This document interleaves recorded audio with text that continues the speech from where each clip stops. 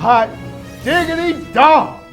We got the Dark Knight versus the Predator. Oh my goodness. Y'all, since I first started my YouTube channel, this is one crossover that I have been wanting to talk about forever. It all started in middle school. I saw a short film on YouTube called Batman Dead End, which was fucking amazing.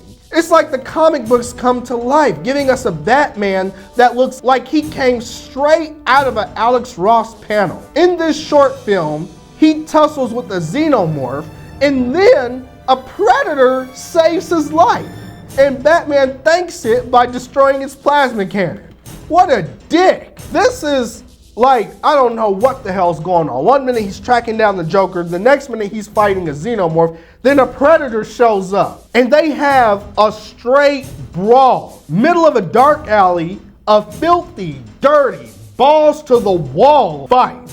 The fact that this was never made into a full 2-hour live action movie is criminal. It makes no sense. But I will say, this movie in itself got me hyped for the comic.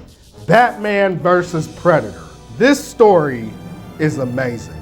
I'll go through it very briefly. So, in the story, there's a serial killer in Gotham targeting boxers and removing the hands and skulls from their bodies.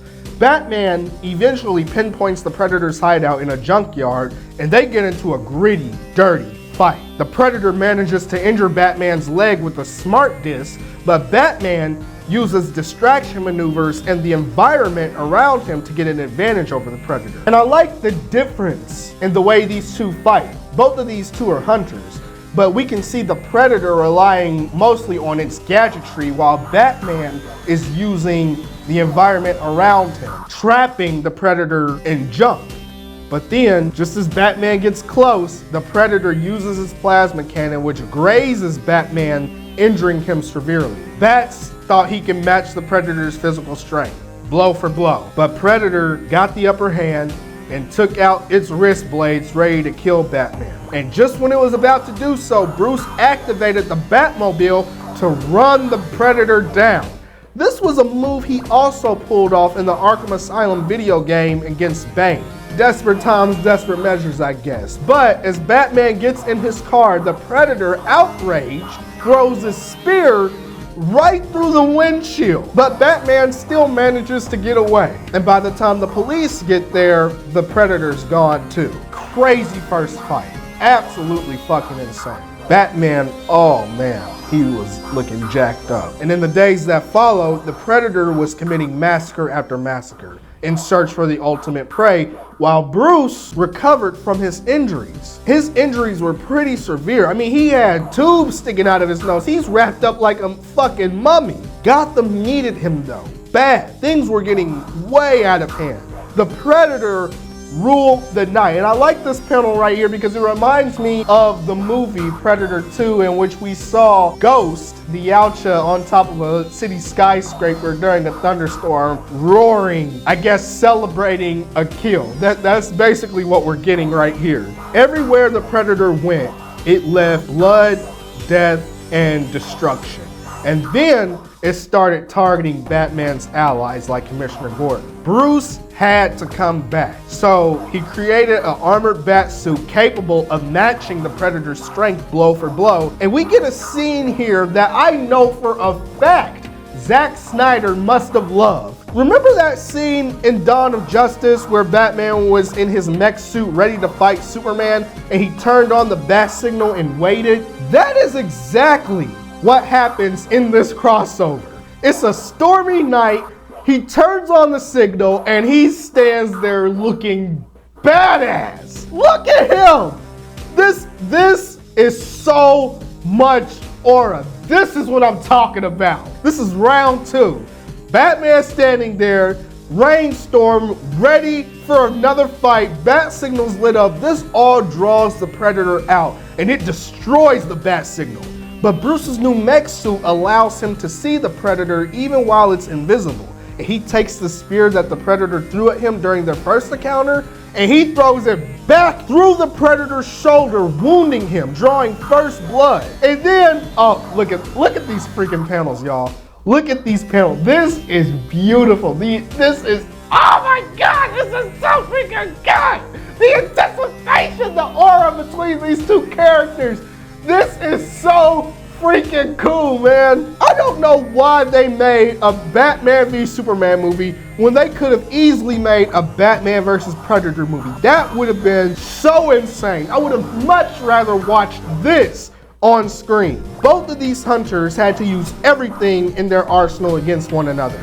But this time, Batman lures the Predator to the Batcave, giving him a bigger home field advantage. And it is crazy. They're fighting the Batcave. Even Alfred joins in eventually and shoots this thing in the chest. Bruce then gathers his wits, he unmasks himself, and then battles the Predator in his own backyard. Literally the backyard of Wayne Manor. They're outside at night and Bruce uses a baseball bat and he beats the hell out of the Predator Negan style. I'm talking Walking Dead.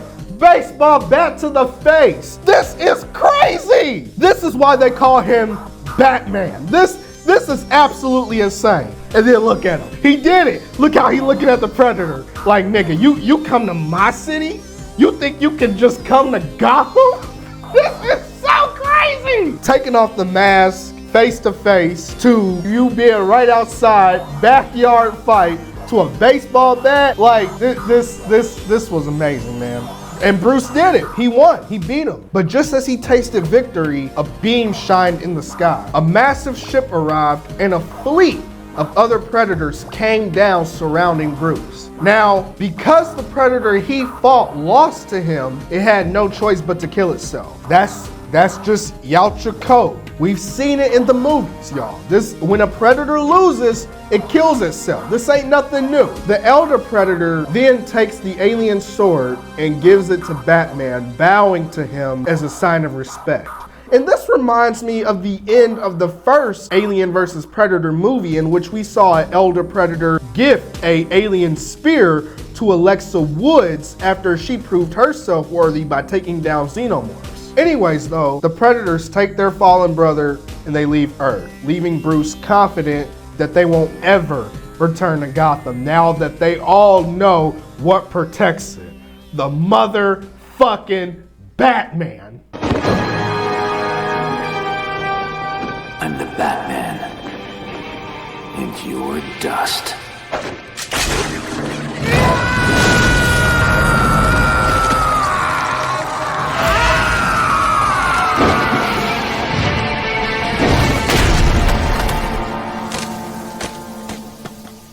Y'all, this was an amazing story. 10 out of 10.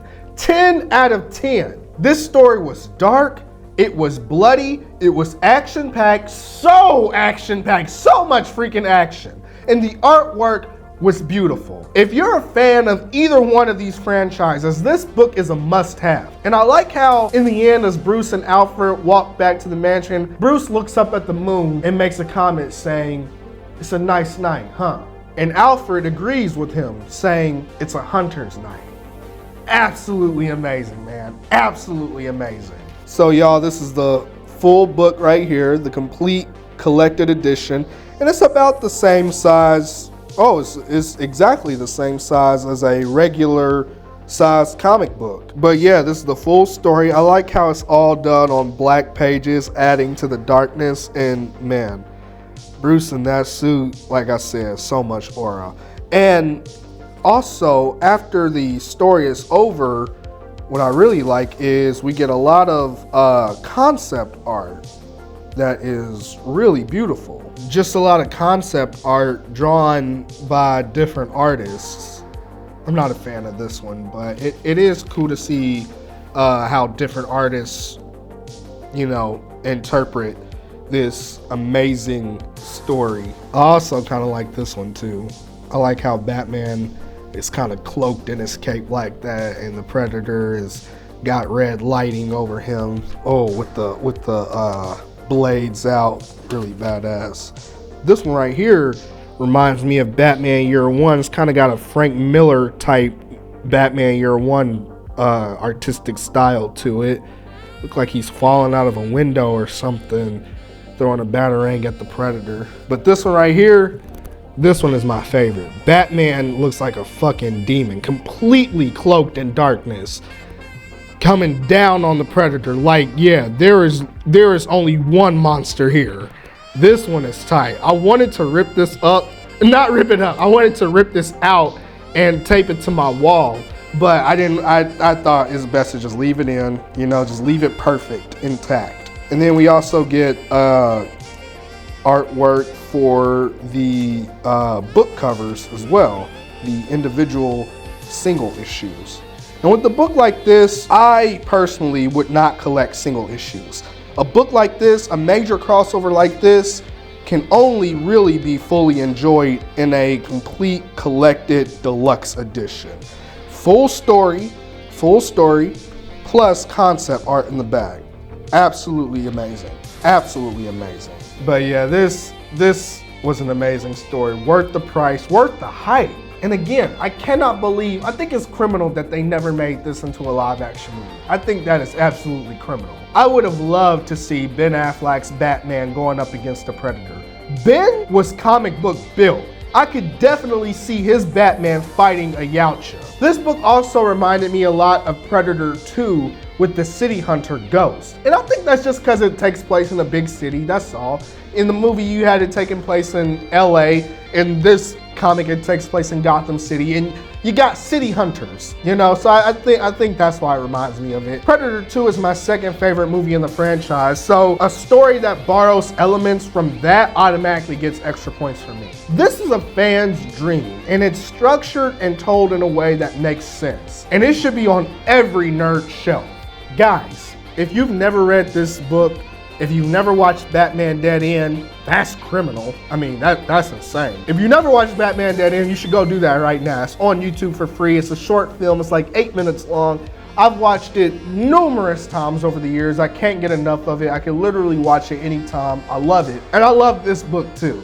This book is amazing. And what they didn't do in the movies, they did in the books. If you like this video, please give me a thumbs up.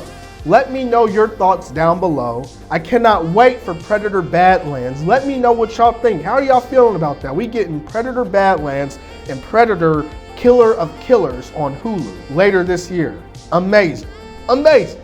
Let me know what y'all think. Thank you so much for watching, and I'll see you next time.